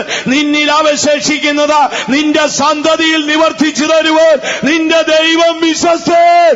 വിശ്വസിക്കുന്നവർ കരങ്ങൾ ഉയർത്തി ശക്തിയോടെ ഒരു ഹല്ലേലൂയ പറഞ്ഞിട്ട്. ആകയാൽ ദൈവമക്കളെ, ഭക്തന്മാർ മരിക്കുമ്പോൾ അവരുടെ പ്രത്യാശയ്ക്ക് പിന്നിൽ ഇങ്ങനെയുണ്ട്. എന്റെ കുഞ്ഞുങ്ങൾ വഴിയാധാരമായി പോകും, എന്റെ കുഞ്ഞുങ്ങൾ അനാഥപ്പെട്ടു പോകും, എന്റെ കുഞ്ഞുങ്ങൾ തെരുവുനായെ പോലെയാകും എന്നല്ല അവരുടെ പ്രത്യാശ. എന്റെ ദൈവം വിശ്വസ്തൻ. എന്നെ നടത്തിയതിലുപരി എന്റെ കുഞ്ഞുങ്ങളെ നടത്തും. എന്നോട് പറഞ്ഞ വാക്ക് പലതും അവശേഷിക്കുന്നുണ്ട്. ഇനി നമുക്ക് തിരുവഴുത്തിലേക്ക് കടന്നു വരാം. നമ്മുടെ പ്രിയപ്പെട്ട ഒരാളുണ്ട്, പേര് ദാവീദ് എന്നാണ്. ദാവീദ് 70-ാമത്തെ വയസ്സിലാണ് മരിച്ചത്. വേദപുസ്തകം നമ്മൾ പഠിച്ചാല് ഇദ്ദേഹത്തിന് ഒരു 550 വയസ്സുണ്ടെന്ന് നമുക്ക് തോന്നിപ്പോകും. അത്ര ദീർഘ ചരിത്രമാണ് ഈ ദാവീദിനെ കുറിച്ച് എഴുതിയിരിക്കുന്നത്. ദൈവമക്കളെ, താൻ 70-ാമത്തെ വയസ്സിലാണ് മരിക്കുന്നത്. 30-ാമത്തെ വയസ്സിൽ രാജ്യത്വമേറ്റു. 40 വർഷം യെരൂശലേമിൽ വാണു. 70-ാമത്തെ വയസ്സിൽ മരണക്കിടക്കയിൽ കിടക്കുകയാണ്. ശലോമോൻ തന്റെ അടുക്കൽ വന്നു. ദാവീദ് ഹൃദയവേദനയോടെ ചില കാര്യങ്ങൾ പറഞ്ഞു. തനിക്ക് ചെയ്തു തീർക്കാൻ കഴിയാത്തതും തന്നിൽ അവശേഷിക്കുന്നതുമായ ചില കാര്യങ്ങളുണ്ട്. ദാവീദിന്റെ ആയുസ് തീർന്നു, എന്നാൽ തനിക്ക് ശേഷമുള്ള തന്റെ സന്തതി അത് ചെയ്യുമെന്ന് ദാവീദിനറിയാം. 4 കാര്യങ്ങൾ ദാവീദ് ശലോമോനോട് പറഞ്ഞു. മുഴങ്കാലുകൾ മടക്കി കരങ്ങൾ കൂപ്പി നിൽക്കുന്ന 30 വയസ്സ് പ്രായമുള്ള ആ മഹാനായ ശലോമോനോട് പറഞ്ഞു, മോനെ, ഞാൻ മരിക്കാൻ പോകുകയാണ്. നീ അറിഞ്ഞിരിക്കേണ്ട ചില കാര്യങ്ങൾ എന്തൊക്കെയാണ്? മോനെ, ഞാൻ യഹോവയുടെ നാമത്തിൽ ഒരാലയം പണിയാൻ ആഗ്രഹിച്ചു. ഞാൻ എന്റെ ബഹു കഷ്ടത്തിൽ, എന്റെ വലിയ കഷ്ടത്തിൽ സമ്പാദിച്ച വെള്ളിയും പൊന്നും ഞാൻ ഭണ്ഡാരത്തിൽ സൂക്ഷിച്ചിട്ടുണ്ട്. ദൈവം തന്റെ സ്വന്തം കരങ്ങൾ കൊണ്ട് വരച്ചു തന്ന ആലയത്തിന്റെ പ്ലാനും ഞാൻ ഭണ്ഡാരത്തിൽ സൂക്ഷിച്ചിട്ടുണ്ട്. എനിക്കത് പണിയാൻ കഴിഞ്ഞില്ല. എന്റെ മോൻ അത് പണിയണം. ദാവീദിനറിയാം, താൻ ആഗ്രഹിച്ചതും താൻ സമ്പാദിച്ചതും തന്നോട് പറഞ്ഞതുമായ കാര്യം തനിക്ക് നിവർത്തിപ്പാൻ കഴിഞ്ഞില്ലെങ്കിൽ തന്റെ ആഗ്രഹത്തെ മാനിക്കുന്ന തന്റെ സന്തതിയെ കൊണ്ട് ദൈവം അത് ചെയ്യിക്കും. അതാണ് മരിക്കാൻ നേരം അപ്പന്റെ അറിവ്. അപ്പം പറയാ, മോനത് പണിയണം. ഉവ്വ, ഞാനത് പണിയാം. പ്ലാൻ എല്ലാം അവിടെ ഇരിപ്പുണ്ട്. വെള്ളിയും പൊന്നും അവിടെ സമ്പാദിച്ചിട്ടുണ്ട്. ഞാൻ ഒരുപാട് ആഗ്രഹിച്ചു, ദൈവം അനുവദിച്ചില്ല. മോനത് പണിയണം. അപ്പോൾ തലയാട്ടി അംഗീകരിച്ചു. 1 മിനിറ്റിന് ശേഷം പറഞ്ഞു, മോനെ, ബർസില്ലായി എന്നൊരു യഹൂദനുണ്ട് മോനെ. അവൻ മരിച്ചുപോയി. ബർസില്ലായി എന്നൊരു യഹൂദനുണ്ട്. നിന്റെ ജ്യേഷ്ഠനായ അബ്ശലോമിന്റെ അടുക്കൽ നിന്ന് ഞാൻ ഓടിപ്പോകുമ്പോൾ ഇവൻ മരുഭൂമിയിൽ എന്നെ എതിരേച്ചു വന്ന് എനിക്ക് അപ്പവും മുന്തിരിയടയും വീഞ്ഞും ഒക്കെ തന്നിട്ടു. അവൻ വയോധ്യനായിരുന്നു. അവൻ മരിച്ചുപോയി. അവന്റെ കുഞ്ഞുങ്ങൾ യെരൂശലേമിൽ എവിടെയോ ഉണ്ട്. എനിക്ക് അവനോട് ദയ ചെയ്യാൻ ഒത്തില്ല മോനെ. മോൻ ആ കാര്യം ചെയ്യണം. എന്താണ് യെശയ്യാവ് പറഞ്ഞത്? നിന്റെ സന്തതി പുരാതന ശൂന്യങ്ങളെ പണിയും. നമുക്ക് വിശ്വസിക്കാം, ദൈവം വാഗ്ദത്തങ്ങളിൽ വിശ്വസ്തനാണ്. നിനക്ക് പണിയാൻ കഴിയാത്തത് നിന്റെ സന്തതി പണിയും. അവൻ പുരാതന ശൂന്യങ്ങളെ പണിയും. നിന്നോടുള്ള വാഗ്ദത്തം അവനിൽ നിവർത്തിക്കും. വിശ്വസിച്ച് കരങ്ങൾ ഉയർത്തി ശക്തിയോടെ വീണ്ടും ഹല്ലേലൂയ പറഞ്ഞോട്ടെ. അല്ല, വാക്കൊക്കെ വായിച്ചാൽ നമ്മൾ കരഞ്ഞു പോകും. മരണക്കിടക്കയിൽ കിടന്നേച്ചു പറയാണ്, മോനെ ബർസില്ലായി എന്ന് പറയും. ഞാനപ്പോ ഈ ബർസില്ലായിയെ കുറിച്ച് പഠിക്കാനായിട്ട് വേദപുസ്തകം മുഴുവൻ തപ്പി. ബർസില്ലായി എന്ന വാക്കിന്റെ അർത്ഥം ഉരുക്കു മനുഷ്യൻ എന്നാണ്. ഉരുക്കു മനുഷ്യൻ, ഉരുക്കു മനുഷ്യനായ ഒരാളുണ്ട്. അങ്ങനെ പണ്ടേ വയസ്സനാണ്. അബ്സലോമിനെ പേടിച്ച് കൊട്ടാരം വിട്ട് ഓടിപ്പോയി. കുറെ നാളിന് ശേഷം ദാവീദ് തിരികെ വരുമ്പോൾ യോർദാന്റെ അരിക്കൽ ഈ ബർസില്ലായി വരുന്നൊരു ഭാഗമുണ്ട്. ബർസില്ലായി ഒത്തിരി വയസ്സനാണ്. ബർസില്ലായിയെ കണ്ടോടനെ ദാവീദിന്റെ അപ്പൻ ഇശായിയോളം പ്രായം ഇദ്ദേഹത്തിനുണ്ട്. ബർസില്ലായിയെ കണ്ടോടനെ ദാവീദ് വണങ്ങി. ഓ ബർസില്ലായി, ഇദ്ദേഹം എന്നെ എതിരേച്ചു വന്നാണോ? അപ്പൊ പറയാണ്, രാജാവേ, അങ്ങയോടുകൂടെ കഷ്ടം അനുഭവിപ്പാൻ എനിക്ക് താല്പര്യമുണ്ട്. ഞാൻ വളരെ വയോധ്യനാണ്, അതുകൊണ്ട് എനിക്ക് അങ്ങയോടൊപ്പം വരാൻ ഒത്തില്ല. എങ്കിലും അങ്ങ് വരുന്നു എന്ന് കേട്ടിട്ട് ഞാന് ബലഹീനനാണെങ്കിൽ ഒരു വടിയൊക്കെ കുത്തിപ്പിടിച്ച് യഹൂദനായ വയസ്സൻ ചെന്നിരിക്കുക ദാവീദിനെ കാണാൻ. ദാവീദ് കെട്ടിപ്പിടിച്ച് ചുംബിച്ചു. അതിനുശേഷം ദാവീദ് ഒരു വാക്ക് പറഞ്ഞു, ബർസില്ലായേ, എന്റെ കൂടെ പോരാമോ? കൊട്ടാരത്തിൽ ഞാൻ എല്ലാ സൗകര്യവും ചെയ്യാം. അപ്പോൾ ഈ ബർസില്ലായി പറഞ്ഞു, യജമാനിനെ പറഞ്ഞ വാക്കിന് നന്ദി, ഞാൻ നിന്നോടുകൂടെ വരുന്നില്ല. ഞാൻ വയസ്സനാണ്, ഞാൻ മരിക്കാറായി. എന്റെ അപ്പച്ചന്റെയും അമ്മയുടെയും കല്ലറ ഇവിടെ അടുക്കലാണ്. ഞാൻ മരിക്കുമ്പോൾ എന്നെ അവിടെ അടക്കം ചെയ്യേണ്ടതിന് ഞാൻ എന്റെ പട്ടണത്തിൽ പോയിക്കൊള്ളട്ടെ. ദാവീദ് അനുവാദം കൊടുത്തു. വർഷങ്ങൾ പലതു കഴിഞ്ഞു. ദാവീദിന്റെ ഓർമ്മയിൽ ഇത് മറഞ്ഞു കിടന്നു. ഒരു മനുഷ്യൻ ഇത്ര ഓർത്ത് ചെയ്യുന്നെങ്കിൽ നമ്മുടെ ദൈവത്തിന്റെ ഓർമ്മ എത്ര വലുതാണ്. ഇന്ന് നാം അനുഭവിക്കുന്ന നന്മയുടെ പിന്നിൽ നമ്മുടെ അപ്പന്മാരോടുള്ള ദൈവത്തിന്റെ നീതിയോട് അത് മറക്കരുത്. എന്താണ് അവിടെ പറയുന്നത്? ബർസില്ലായേ, നീ വരുന്നോ എന്ന് ചോദിച്ചപ്പോൾ, ഇല്ല യജമാനനെ, ഞാൻ എന്റെ അപ്പച്ചന്റെ കല്ലറയ്ക്കടക്കൽ എന്നെ അടക്കം ചെയ്യണം, ഞാൻ പോവുകയാണ്. കെട്ടിപ്പിടിച്ച് ചുംബിച്ചു പോയി. പിന്നെ ബർസില്ലായിയെ കുറിച്ച് തിരുവെഴുത്ത് എഴുതിയിട്ടില്ല. വർഷങ്ങൾ പലത് കടന്നു. ദാവീദ് മരിക്കാൻ കിടക്കുകയാണ്. തന്റെ ഓർമ്മയിലേക്ക് മടങ്ങിപ്പോയി. എന്തെല്ലാമാണ് മോനെ ഏൽപ്പിക്കേണ്ടത്? നോക്കിക്കോണേ, നീതിമാന് മരണത്തിലൊരു പ്രത്യാശയുണ്ട്. ഒന്ന്, മോനെ, ഞാൻ പണിയാൻ ആഗ്രഹിച്ച ആലയം എന്റെ മോൻ പണിയണം. പണിയും. കാരണം എന്ത്? നിന്റെ സന്തതി പുരാതന ശൂന്യങ്ങളെ പണിയും. അവന്റെ പേര് കേടുപോക്കുന്നവനെന്നാണ്. ഇന്ന് രാത്രി നീ അത് വിശ്വസിക്കണം. ദൈവം വിശ്വസനാണ്. നിന്നോട് ചെയ്ത വാഗ്ദത്തങ്ങളിൽ എന്തെങ്കിലും ഒന്ന് അവശേഷിച്ചിട്ടുണ്ടെങ്കിൽ, നീ അത് ചെയ്തില്ലെങ്കിൽ, നിന്റെ ജീവനിൽ നിന്ന് ജനിച്ച നിന്റെ സന്തതിയെ കൊണ്ട് ദൈവം അത് ചെയ്യിക്കും. വിശ്വസിച്ചാട്ട കരങ്ങൾ ഉയർത്തി ഹല്ലേലൂയ പറഞ്ഞാട്ടെ. ആകയാൽ ദൈവമക്കളെ, ദാവീദ് ഒന്നൊന്നായി ദൗത്യങ്ങൾ ഏൽപ്പിക്കുക. അപ്പോ ഈ ശലോമോൻ പെട്ടെന്ന് ചോദിച്ചു, അപ്പൊ ഞാൻ എന്താ ചെയ്യേണ്ടത്? ബർസില്ലായിയുടെ കുടുംബത്തോട് ഞാൻ എന്ത് ചെയ്യണം? ഉടനെ അദ്ദേഹം പറയാണ്, ബർസില്ലായുടെ കുഞ്ഞുങ്ങള് നിന്റെ മേശയിൽ നിന്ന് കഴിച്ചുകൊള്ളട്ടെ. ഭയങ്കര വാക്കാണ്. ബർസില്ലായുടെ കുഞ്ഞുങ്ങൾ നിന്റെ അരമനയിലെ മേശയിൽ നിന്ന് കഴിച്ചുകൊള്ളട്ടെ. അതിന്റെ അർത്ഥം എന്തെന്നറിയാമോ? സോളമൻ, നീ മരിക്കുന്നത് വരെ നിന്റെ ദയ ആ കുടുംബത്തെ പിന്തുടരണം. ഇന്ന് രാത്രി നിങ്ങൾ അറിഞ്ഞുകൊള്ളണമേ, ദൈവം വാഗ്ദത്തങ്ങളിൽ അവൻ വിശ്വസ്തനാണ്. നിനക്ക് ചെയ്യാൻ കഴിയാത്തത് നിന്റെ സന്തതിയെ കൊണ്ട് അവൻ ചെയ്യിക്കും. നിനക്ക് ചെയ്യാൻ കഴിയാത്തത് നിന്റെ തലമുറയെ കൊണ്ട് അവൻ ചെയ്യിക്കും. അതുകൊണ്ടാണ് പറഞ്ഞത്, നിന്റെ മക്കൾ നിന്റെ സ്ഥാനത്തിരിക്കും. നിന്റെ സന്തതി പുരാതന ശൂന്യങ്ങളെ പണിയും. ഒരു ഭക്തൻ മരിക്കുമ്പോൾ, മരണനാൾ അടുത്തപ്പോൾ, അവന്റെ ആത്മാവിന്റെ പ്രത്യാശയുടെ രഹസ്യം അവൻ ആഴമായൊരു അറിവുണ്ട്. എന്റെ ദൈവം വിശ്വസ്തനാണ്. മോശെ എന്താ പറഞ്ഞത്? ദൈവം ഇസ്രായേലിനെ കൈവിടുമെന്നല്ലോ. ജോഷുവ, നീ ഉറപ്പും ധൈര്യമുള്ളവനായി ഈ ജനത്തെ കനാനിൽ കൊണ്ടുപോകണം. ദൈവം നിന്നോടുകൂടെയുണ്ട്. ജോസഫ് മരിച്ചപ്പോൾ എന്താ പറഞ്ഞത്? നിങ്ങൾ ഇവിടുത്തുകാരല്ല, ദൈവം നിങ്ങളെ സന്ദർശിക്കും. അപ്പോൾ എന്റെ അസ്ഥി കൂടെ എടുത്തുകൊണ്ട് പോയിക്കൊള്ളണമേ. ദാവീദ് എന്താ പറയുന്നത്? ദാവീദ് പറഞ്ഞേൽപ്പിക്കുന്ന വാക്കൊക്കെ വായിച്ചാൽ നമ്മൾ അത്ഭുതപ്പെട്ടു. ഒന്ന്, നീ യെരൂശലേമിൽ യഹോവയുടെ ആലയം പണിയണം. ഞാനത് പണിയാം. ദാവീദ് മരിച്ച് 7ഓളം വർഷം കഴിഞ്ഞാണ് ആലയം പണി തീരുന്നത്. രണ്ടാമത്, ബർസില്ലായിയുടെ കുഞ്ഞുങ്ങൾ നിന്റെ മേശയിൽ നിന്ന് കഴിച്ചുകൊള്ളട്ടെ. നിമിഷങ്ങൾ പലത് കടന്നുപോയി. ഓർമ്മയിലേക്ക് വയോധ്യൻ ഇങ്ങനെ തിരികെ പോയി. ദാവീദിന്റെ മനസ്സിൽ നിന്ന് പെട്ടെന്നൊന്ന് പറഞ്ഞു, മോനെ, അവിടെ യോവാബ് എന്ന് പറയുന്ന ഒരു സൈനാധിപനും, അവൻ മഹാദുഷ്ടനാണ്. യെരൂശലേമിന്റെ സമാധാനത്തിന് അവൻ ശത്രുവാണ്. നിന്റെ സിംഹാസനം സുരക്ഷിതമാകണമെങ്കിൽ നീ അവനെ കൊന്നുകളയണം. അപ്പാ, ഞാനത് ചെയ്യാം. നിനക്ക് ജയം പ്രാപിക്കാൻ വയ്യാത്ത ദുഷ്ടതയെ നിന്റെ സന്തതിയെ കൊണ്ട് ദൈവം ജയിക്കും. നീ വിശ്വസിക്കണം. നിശ്ചയമായും അങ്ങനെ തന്നെ. ഇപ്പോൾ ഒരു സാക്ഷ്യം നിങ്ങൾ കേട്ടില്ലേ? ഒരു കൊച്ചു കുഞ്ഞ് അവൻ ആരാധനയ്ക്ക് പോയി. ഞാൻ പൂഴിക്കാട് ശുശ്രൂഷയിലായിരിക്കുന്ന സമയത്ത് ഒരു സംഭവം ഉണ്ടായി. ഞാൻ ഒരു ദിവസം രാവിലെ വിസിറ്റിങ്ങിന് പോവുകയാണ്. രാവിലെ വിസിറ്റിങ്ങിന് പോയിക്കൊണ്ടിരിക്കുമ്പോൾ ഒരു കൊച്ചു പയ്യൻ എന്റെ പുറകെ കൂടി. അവനിങ്ങനെ എന്റെ പുറകെ നടക്കുകയാണ്. അവനിങ്ങനെ, ഞാൻ ഏത് വീട്ടിൽ കയറിയാലും അവൻ ആ വീടിന്റെ വാതുക്കലിരിക്കും. അപ്പൊ എനിക്ക് പേടി തോന്നി. ഇവന് എന്റെ കയ്യിലെ കറുത്ത ബാഗൊക്കെ, അതിനകത്താകെ 10 രൂപ ഏതാണ്ടേ ഉള്ളൂ. ഈ കറുത്ത ബാഗ് വല്ലതും അടിച്ചോണ്ട് ഓടാനാണോ? ഇവൻ എന്ത് ചെയ്താലും, ഞാനൊരു വീട്ടിൽ കയറി അവിടെ ഇരുന്നു, ഇവൻ വാതുക്കലിരുന്നു. ഇറങ്ങി വരുന്നവരെ നോക്കിയിരുന്നു. കുറെ കഴിഞ്ഞപ്പോ ഒരു കൊച്ചു പയ്യനാണ്. കുറെ കഴിഞ്ഞ ഉടനെ ഒരു വയൽ പ്രദേശത്തേക്ക് എത്തി. അപ്പൊ അവിടെ ജോയി എന്ന് പറയുന്ന ഒരു വിശ്വാസി വരുന്നുണ്ട്. അപ്പൊ എനിക്ക് ആ വീട് അറിയാമെങ്കിലും ഇവന്റെ മനസ്ഥിതി എന്താണെന്നറിയാൻ ഞാൻ ചുമ്മാ ചോദിച്ചു, മോനെ ആ ജോയിയുടെ വീട് അറിയാമോ? അവൻ ഓടി എന്റെ അടുക്കൽ വന്നിട്ട് പറഞ്ഞു, പാസ്റ്റപ്പച്ച എനിക്കറിയാം, ഞാൻ കൊണ്ടുപോകാം. എന്റെ ഒപ്പം വന്നു. അവിടെ നിന്ന് ഇറങ്ങുമ്പോ എന്നോട് ചോദിക്കുകയാണ്, പാസ്റ്റപ്പച്ച എന്റെ വീട്ടിലൊന്ന് വരാമോ? ഞാൻ അതിനാണ് രാവിലെ മുതൽ ഞാൻ പുറകെ നടക്കുന്നത്. എന്റെ വീട്ടിലൊന്ന് വരാമോ? ഒരു കൊച്ചു പയ്യനാണ്. ഞാനിങ്ങനെ കെട്ടിപ്പിടിച്ചു. ഓ, ഞാൻ വരാമല്ലോ. അതിനാണോ? അതേ പാസ്റ്റപ്പച്ച, ഞാൻ രാവിലെ മുതൽ പുറകെ നടന്നത്. എന്റെ വീട്ടിലൊന്ന് വരാമോ? ഓ, ഞാൻ പറഞ്ഞു വരാം. ഞാൻ വീട്ടിൽ പോയി. ഒരു കുഞ്ഞു കുടിലാണ്.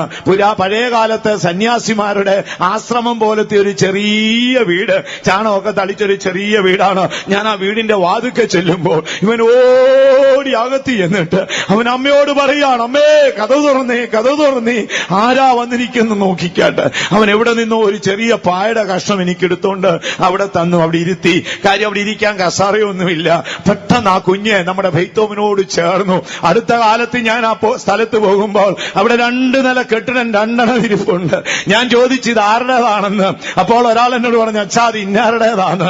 ഭക്തന്മാർ കാലി ചവിട്ടിയാൽ സ്വർഗം അംഗീകരിക്കും. ഇപ്പോൾ ആ കുഞ്ഞിന്റെ സാക്ഷ്യം കേട്ടല്ലോ. നിനക്ക് കഴിയാത്തത് നിന്റെ സന്തതിയെ കൊണ്ട് ചെയ്യിക്കും. ഭക്തന്മാരെ, നിങ്ങൾ മരിക്കുമ്പോൾ നിങ്ങളുടെ പ്രത്യാശയുടെ രഹസ്യമെന്ത്? എന്റെ ദൈവം വാഗ്ദത്തങ്ങളിൽ വിശ്വസ്തൻ. ശത്രുവിനെ നിനക്ക് ജയിക്കാനൊത്തില്ലയോ? നിന്റെ സന്തതി ശത്രുവിനെ ജയിക്കും. നിനക്ക് ദയ കാണിക്കാനൊത്തില്ലയോ? ദൈവം നിന്റെ സന്തതിയെ കൊണ്ട് ദയ കാണിക്കും. എറണാകുളത്ത് ഒരു കുടുംബമുണ്ട്. സാധുവായ ഒരു ബിസിനസ് ഒക്കെ ചെയ്ത് തകർന്നുപോയി. അദ്ദേഹത്തിനൊരു മോനുണ്ട്, ലൂയിസിനെ നിങ്ങൾക്കറിയാമോ എന്ന് അറിഞ്ഞുകൂടാ. ലൂയിസ് ഒരു ദിവസം എന്റെ പക്കൽ കുറച്ച് പണമേൽപ്പിച്ച ശേഷം പറവൂരുള്ള ഒരു സാധുവായ വിശ്വാസിയുടെ പക്കൽ കൊടുക്കാനാണ്. എന്നോട് പറഞ്ഞു, അച്ചായ ഞാൻ വെച്ച് നീട്ടിയാൽ അദ്ദേഹം വാങ്ങത്തില്ല, അതുകൊണ്ട് അച്ഛൻ ഇത് കൊടുത്ത ശേഷമേ സംഭവം പറയാവൂ. ഞാൻ ചോദിച്ച എന്നാ? അതേ അച്ചായ, എന്റെ പപ്പ അനുഭവിച്ച എല്ലാ കഷ്ടങ്ങളിലും അദ്ദേഹവും കഷ്ടത അനുഭവിച്ചു. എന്റെ പപ്പ കടം കയറി തകർന്നപ്പോഴൊക്കെയും പപ്പായ്ക്കെതിരെ പറയാതെ അദ്ദേഹം പപ്പായോടുകൂടെ ദുരിതപ്പെട്ടു. പപ്പ മരിച്ചുപോയി. പപ്പായ്ക്ക് ഒരു നന്മയും ചെയ്യാനൊത്തില്ല. ദൈവം തന്നിട്ടിപ്പോൾ എനിക്കെല്ലാം ഉണ്ട്. എന്റെ മനസ്സിന്റെ അടിയിൽ ആ കാര്യം ഓർമ്മക്കിടപ്പുണ്ട്. ദയവായി ഒന്ന് കൊടുക്കണം. ഞാൻ ആ പണം വാങ്ങി ഇദ്ദേഹത്തെ അടുക്കൽ വിളിച്ചു. എന്തു പറഞ്ഞേൽപ്പിക്കും? വിശ്വാസ വീട്ടിലേക്ക് ഒരു സാധനം വാങ്ങണം എന്ന് പറഞ്ഞ് ഞാൻ ഈ പണം അങ്ങോട്ട് കൊടുത്തു. താൻ ആ പണം അങ്ങോട്ട് എണ്ണി. ഒരു വലിയ എമൗണ്ടാ. പണം എണ്ണിട്ട് തനിക്ക് തന്നെ ഒരു ഭയം. ഇതെന്താ? ഞാനിത് കഴിഞ്ഞ സംഭവം പറഞ്ഞു. ദാവീദിന് ചെയ്യാൻ കഴിയാഞ്ഞത് മഹാനായ ശലോമോൻ ചെയ്തു. ബെർസില്ലായുടെ കുടുംബത്തോട് ദേ ചെയ്തു. ഇന്നാരെന്റെ പക്കൽ തന്നതാണ് തോമാച്ചന്റെ പക്കൽ ഏൽപ്പിക്കാനെന്ന് പറഞ്ഞു. തന്റെ കണ്ണ് നിറഞ്ഞിങ്ങനെ ഒഴുകി. താൻ എന്നോടൊരു വാക്ക് പറഞ്ഞു, എന്നെ ആയുസ്സോടെ വെച്ച് ആ കുടുംബത്തിന്റെ നന്മ കാണാൻ എനിക്ക് ഭാഗ്യം നൽകിയല്ലോ. പണമല്ല വലുത്. ദൈവമക്കളെ ഓർത്തുകൊള്ളണമേ, നീതിമാന്മാരുടെ മരണനാളിലുള്ള പ്രത്യാശയുടെ രഹസ്യം എന്താണ്? ഞാൻ പറഞ്ഞല്ലോ, ഒന്നാമത്തെ അവന്റെ അറിവ്. എന്താണ് അവന്റെ അറിവ്? ദൈവം തമ്പുരാൻ വിശ്വസ്തൻ. നിശ്ചയമായും ദൈവം തമ്പുരാൻ വിശ്വസ്തൻ. സാധുവായ ഒരു പെൺകുട്ടി ക്യാൻസർ ബാധിച്ചു മരിക്കുമ്പോൾ അവൾക്ക് 3 കുഞ്ഞുങ്ങളാണ്. വ്യാകുലപ്പെട്ട ഹൃദയത്തോടെ എല്ലാവരും നിന്നു. അപ്പോൾ ഈ കുഞ്ഞുങ്ങളെ കുറിച്ച് ആരോ ചോദിച്ചു. അപ്പോൾ അവൾ പറഞ്ഞു, ഞാൻ കുഞ്ഞുങ്ങളുമായി ലോകത്തിൽ വന്നില്ല. ജീവിതയാത്രയിൽ ദൈവം എനിക്കൊരു നല്ല ഭർത്താവിനെ തന്നു. സന്തുഷ്ടമായൊരു ജീവിതം എനിക്ക് നൽകി. ദാനമായി 3 കുഞ്ഞുങ്ങളെയും തന്നു. ഞാൻ ഇന്നോ നാളെയോ മരിക്കും. എന്റെ ദൈവം വിശ്വസ്തൻ. എന്നോട് ചെയ്ത വാഗ്ദത്തങ്ങളിൽ ശേഷിപ്പുള്ളത് എന്റെ കുഞ്ഞുങ്ങളിൽ നിവർത്തിക്കപ്പെടും. എന്നെ നടത്തിയതിനേക്കാൾ ഉപരി എന്റെ ദൈവം എന്റെ തലമുറയെ നടത്തും. ഇന്ന് രാത്രി നീ അതേച്ചു പറഞ്ഞാട്ട അലഞ്ഞു തിരിയുന്ന നിന്റെ കുഞ്ഞുങ്ങൾ നീതിയിൽ വന്നുറയ്ക്കും. വിശ്വസിക്കുന്നവർ കരങ്ങൾ ഉയർത്തി ശക്തിയോടെ ഒരു ഹല്ലേലൂയ പറഞ്ഞാട്ടെ. അത് നടക്കും പ്രിയമുള്ളവരെ, അത് നടക്കും, യാതൊരു സംശയവുമില്ല. അപ്പോൾ അറിവ് ഒരു പ്രധാനപ്പെട്ട വിഷയമാണ്. അടുത്തതായി പറഞ്ഞു, മോനെ ഇശായി എന്ന് പറയുന്ന ഒരുത്തനുണ്ട്. അവൻ എന്റെ ദുരിതനാളിൽ എന്നെ ശപിച്ചവനാണ്. പക്ഷേ ജോർദാങ്കൽ എതിരേറ്റു വന്നുകൊണ്ട് ഞാൻ അവനെ കൊന്നില്ല. പക്ഷേ ശിമയി എന്ന് പറയുന്നവൻ, സോറി എന്റെ വാക്കിൽ തെറ്റിതാണ്, ദയവായി ക്ഷമിക്കണമേ. ശിമയി എന്ന് പറയുന്ന ഒരുവനുണ്ട്. അദ്ദേഹം എന്നെ ശപിച്ചവനാണ്. അവനെ നീ സമാധാനത്തോടെ, അവനെ കൊല്ലാനൊന്നും പറഞ്ഞില്ല, അവൻ സമാധാനത്തിൽ മരിക്കരുത്, യോബാബിനെ കൊന്നുകളയണം. ഇനി അടുത്തത് യെരൂശലേമിൽ ദേവാലയം പണിയണം. അടുത്തത് ബർസിലായിയുടെ മക്കളോട് നീ ദയ കാണിക്കണം. ലാസ്റ്റ് ഒരു വാക്ക് പറഞ്ഞു, മകനെ നീ ദൈവത്തെ അന്വേഷിച്ചാൽ നീ അവനെ കണ്ടു. നീ ദൈവത്തെ ഉപേക്ഷിച്ചാൽ ദൈവം നിന്നെ ഉപേക്ഷിക്കും. അവസാന വാക്ക് പറഞ്ഞു ഭക്തന്റെ കണ്ണടഞ്ഞു. ആരംഭ നാളുകളിൽ ആരംഭത്തിൽ തന്നെ ശലോമോൻ അപ്പന്റെ വാക്കുകളെ പാലിച്ച് ഇതൊക്കെ ചെയ്തു. അപ്പോൾ നീതിമാന്റെ മരണനിമിഷത്തിൽ അവന്റെ പ്രത്യാശയുടെ രഹസ്യം എന്ത്? അവൻ ആഴമായൊരു അറിവുണ്ട്. ദൈവമക്കളെ, നിങ്ങൾ ആരും ദുഃഖത്തോടെ മരിക്കരുത്. ചിലപ്പോൾ നിങ്ങൾക്കൊന്നും നേടാനൊത്തത്തില്ല. നീതിയെ സ്നേഹിച്ചു മനസാക്ഷിയെ സൂക്ഷിച്ചതുകൊണ്ട് 10 പൈസ സമ്പാദിക്കാൻ ഒത്തൊന്നും വരികയല്ല. വ്യാകുലപ്പെടാനൊന്നും പോകരുത്. ദൈവം വിശ്വസ്തനാണ്. ദൈവമക്കളെ, ദൈവം വിശ്വസ്തനാണ്. അവൻ ഭൂതലത്തിൽ ആർക്കും കടക്കാരല്ല. അവനെ മാനിക്കുന്നവന് അവൻ മാനിക്കുന്ന ദൈവമാണ്. അതിന്റെ സാക്ഷ്യമാണ് ഈ തലമുറയുടെ നന്മ. അപ്പോൾ നീതിമാന്റെ മരണനിമിഷത്തിൽ അവന്റെ പ്രത്യാശയുടെ രഹസ്യം അവന്റെ ആഴമായ അറിവ്. ഈ അറിവില്ലാത്ത ആരെങ്കിലും ഉണ്ടെങ്കിൽ ഇന്ന് രാത്രിയിൽ ആ അറിവ് പ്രാപിച്ചു പോകണം. നിങ്ങൾ സാത്താനോട് പറയണം, സാത്താനെ ഞാൻ വയസ്സനായി, ഈ അധികം വൈകും മുമ്പ് ഞാൻ മരിച്ചു പോകും, എനിക്ക് വലിയ ടെൻഷനൊന്നുമില്ല, എന്റെ ദൈവം എന്നോട് കുറെ കാര്യങ്ങളൊക്കെ പറഞ്ഞിട്ടുണ്ട്, അതൊന്നും എനിക്ക് ചെയ്യാൻ ഒത്തിട്ടില്ല, പോട്ടെ, എനിക്കൊരു സന്തതിയെ തന്നിട്ടുണ്ട്. ആകാശവും ഭൂമിയും മാറിയാലും മാറാത്ത തിരുവെഴുത്തിൽ എഴുതിയിട്ടുണ്ട്, നിന്റെ സന്തതി പുരാതന ശൂന്യങ്ങളെ പണിയും, അവൻ അപ്പന്മാർക്ക് പകരം ഇരിക്കും. ഈ അറിവാണ് ഒരു നീതിമാൻ സമാധാനത്തിൽ മരിക്കുന്ന രഹസ്യം. അവന്റെ കുഞ്ഞുങ്ങൾ അനാഥപ്പെടത്തില്ലെന്നും ദൈവം അവരെ തള്ളിക്കളയത്തില്ലെന്നും എന്നെ നടത്തിയതിനേക്കാൾ ഉപരി ദൈവം എന്റെ സന്തതിയെ നടത്തുമെന്നൊരറിവ് ഭക്തന്മാർക്കുണ്ട്. ആ അറിവോടെയാണ് ഈ ഭക്തന്മാരെല്ലാം മരിക്കുന്നത്. പാസ്റ്റർമാരൊക്കെ മരിക്കുമ്പോൾ അങ്ങനെയല്ലേ മരിച്ചത്? പ്രവാസിമാരായ വിശുദ്ധന്മാരെല്ലാം മരിക്കുമ്പോൾ അവർ ധൈര്യത്തോടെ പിൻഗാമികളെ ഏൽപ്പിച്ച് അവരെ ഉറപ്പിച്ച് അവരെ ധൈര്യപ്പെടുത്തിയാണ് അവർ മരിച്ചത്. മോശയുടെ മരണം ഞാൻ പറഞ്ഞില്ലേ, 40 വർഷം മരുഭൂമിയിൽ നടത്തി. ഒരമ്മ കുഞ്ഞിനെ ലാളിക്കും പോലെ ഇസ്രായേലിനെ സ്നേഹിച്ചു. ദൈവത്തിന്റെ സ്നേഹിതനാണ്. തിരുവഴുത്തിൽ എനിക്ക് ഏറ്റവും ഇഷ്ടമുള്ള മനുഷ്യൻ ഈ മോശയാണ്. ദൈവമക്കളെ, കാര്യം മോശ ഭൂതലത്തിൽ വെച്ച് ഏറ്റവും വലിയ സൗമ്യന. 10 വയസ്സായുടെ സൗമ്യത എനിക്കില്ല. പക്ഷെ ഇദ്ദേഹത്തിന്റെ പേര് വായിക്കുമ്പോൾ എന്റെ ഉള്ളം വിറയ്ക്കാറുണ്ട്. ഞാൻ എനിക്ക് ഏറ്റവും അധികം കർത്താവായ യേശുവിന് ശേഷം വേദപുസ്തകത്തിൽ ഏറ്റവും അധികം സ്നേഹിച്ചിട്ടുള്ളതിൽ ഒരാള് ഈ മോശയാണ്. മോശ വലിയ മനുഷ്യനായിരുന്നു. ഒരു ശരിയായ നടത്തിപ്പുകാരന്റെ രീതിയാണ് നമ്മൾ മോശയിൽ കാണുന്നത്. കാര്യം ഇസ്രായേലിനോട് ദൈവത്തിന്റെ ക്രോധം ജ്വലിച്ചിട്ട് ഇപ്പം ഞാൻ അവനെ എല്ലാം കൊല്ലുമടാന്ന് പറഞ്ഞ് ദൈവം തമ്പുരാൻ ഇറങ്ങി വന്നിരിക്കുക. ദൈവം പറയുകയാണ്, 10 പ്രാവശ്യം ഇവരെന്നെ പരീക്ഷിച്ചു, ഇവനെയെല്ലാം ഞാൻ കൊല്ലും. നമ്മളാണ് 2 കൈയും പൊക്കി തിരികിതം പോലെ നടക്കുന്നു. നല്ലൊരു പാട്ടും കൂടെ പാടും. മോശ കയറി ഇടിവിൽ കിടന്നു. എത്ര വയസ്സൻ, നമ്മളൊന്ന് ആലോചിച്ച്. മോശ കയറി ഇടിവിൽ കിടന്നു. ഒറ്റ പ്രതിഷേധം. നമ്മുടെ മന്ത്രിമാരൊക്കെ പാർലമെന്റിൽ പ്രതിഷേധം പോലെ കാമെന്നൊരു കിടപ്പ് കിടന്നു. പ്രശ്നം രൂക്ഷമായി. ദൈവം ഇറങ്ങി വന്നു. ദൈവം തമ്പുരാൻ ചോദിച്ചു, എന്താ മോശ? അതെ, അവരുടെ പാപം ക്ഷമിക്കണം. ദൈവം പറഞ്ഞു, ക്ഷമിക്കത്തില്ല. ഉഗ്രവാദം. അങ്ങ് ക്ഷമിക്കത്തില്ലേ? ഇല്ല. ഇല്ലെങ്കിൽ നിന്റെ പുസ്തകത്തിൽ നിന്ന് എന്റെ പേര് മായ്ച്ചു കളയണം. സ്വർഗം കിടുങ്ങി വിറച്ചു. ഭൂമിയിൽ ഒരു മനുഷ്യന്റെ വാക്കാണിത്. നീ ഇവരോടല്ല പറഞ്ഞത്, ഇവർ ദുശാഠ്യമുള്ള ജനമാണ് സത്യം, പക്ഷേ ഇവരുടെ അപ്പന്മാരോടാണ് നീ കനാനിൽ കൊണ്ടുപോകുന്നു പറഞ്ഞിരിക്കുന്നു. ദൈവം അവിടെ നിന്നു.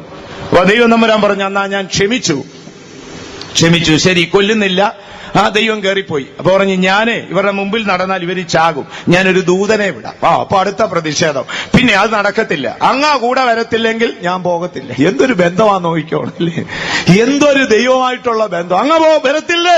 ഇല്ല, എന്നാ ഞാൻ പോകത്തില്ല. രണ്ടും കൂടെ ഉടക്കായി. അപ്പം പറഞ്ഞു, എന്റെ സാന്നിധ്യം നിന്നോടുകൂടെ പോരാം, ഞാൻ നിനക്ക് സ്വസ്ഥ തരാം. കുറെ ദിവസം കഴിഞ്ഞപ്പോ ദൈവം തമ്പുരാനോട് പറയുന്നൊരു വാക്കുണ്ട്, പിന്നെ അങ്ങ പറഞ്ഞില്ലേ ഈ ഇസ്രായേലിനെ എല്ലാം കൂടെ കൊല്ലുമെന്ന്, ആ ദേഷ്യത്തിന് പറഞ്ഞതാണ്, പോട്ടെ അത് തെറ്റായിപ്പോയി, അതോർത്ത് പശ്ചാത്തപിക്കണോ? ദൈവം തമ്പുരാനോട് മാനസാന്തരപ്പെടാൻ പറഞ്ഞ ഒരു മനുഷ്യനുണ്ടെങ്കിൽ മോശയാണ്. ഞാനത് വായിച്ചപ്പോ ഇടുങ്ങിപ്പോയി. ദൈവം തമ്പുരാനെ, നീ ഇവരെ കൊല്ലുമെന്ന് പറഞ്ഞില്ലേ, തെറ്റായിപ്പോയി. അടുത്തത്, ഇവർക്ക് അനർത്ഥം വരുത്തുമെന്ന് പറഞ്ഞത് ഓർത്ത് പശ്ചാത്തപിക്കണം. തൊട്ടടിയിൽ എഴുതിയിരിക്കുന്നു, യഹോവ തന്റെ ജനത്തിന് അനർത്ഥം വരുത്തുമെന്നതോർത്ത് പശ്ചാത്തപിച്ചു. എന്നിട്ടും കനാനി കൊണ്ടുപോയില്ല. ഞാനതാ ഓർക്കും.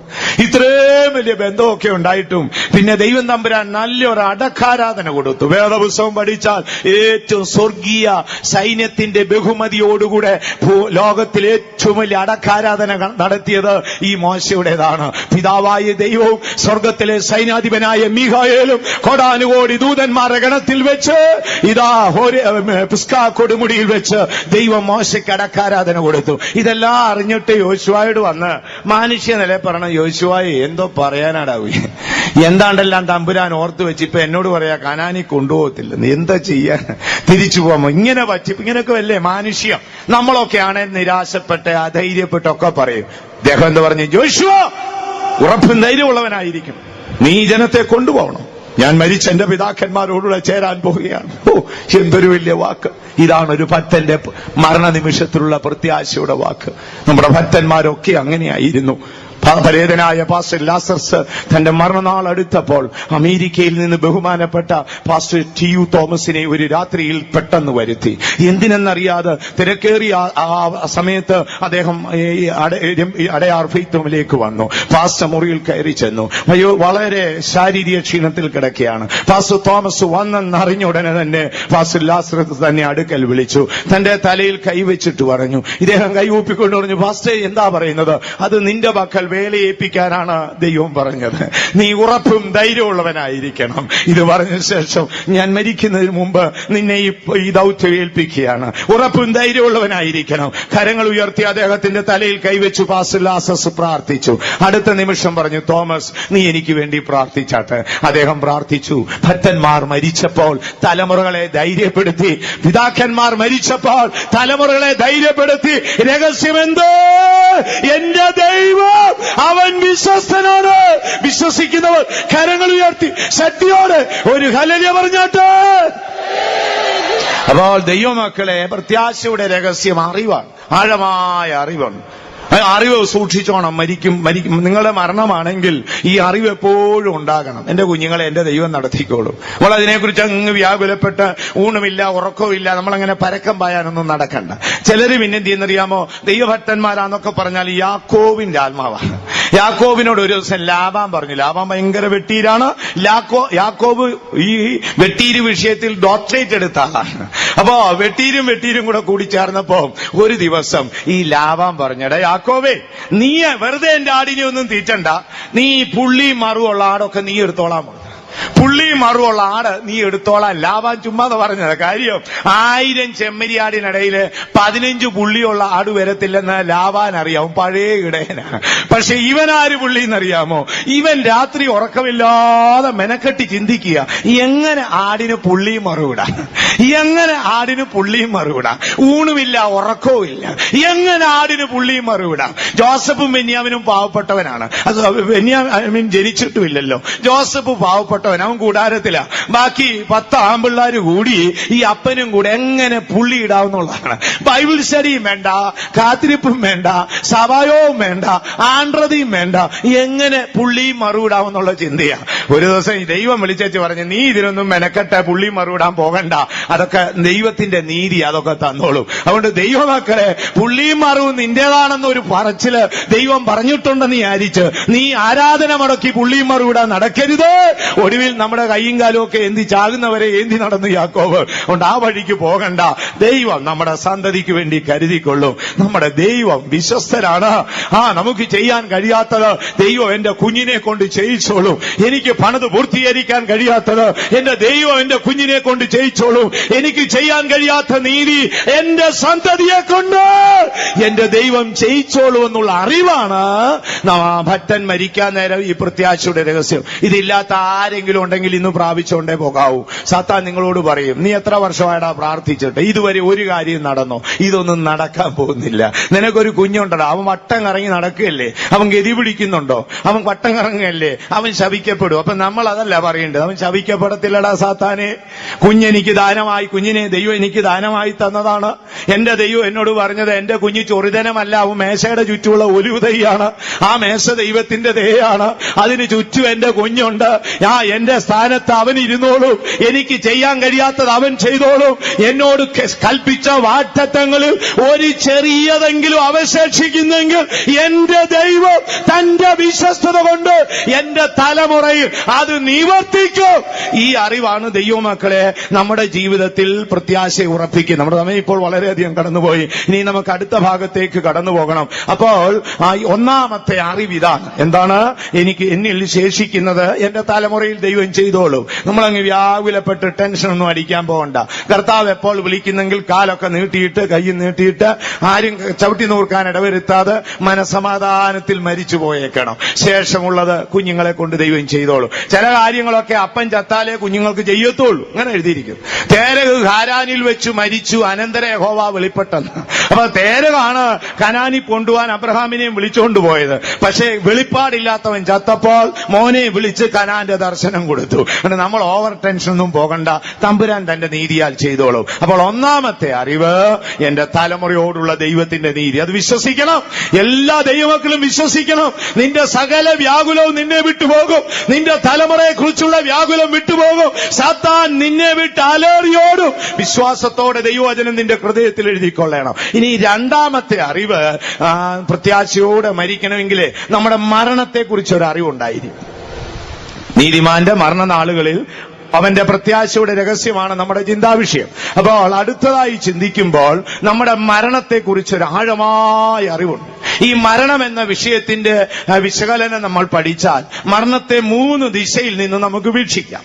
ഒന്ന്, മരണം പ്രകൃതിയുടെ നിത്യ പ്രതിഭാസമാണ്.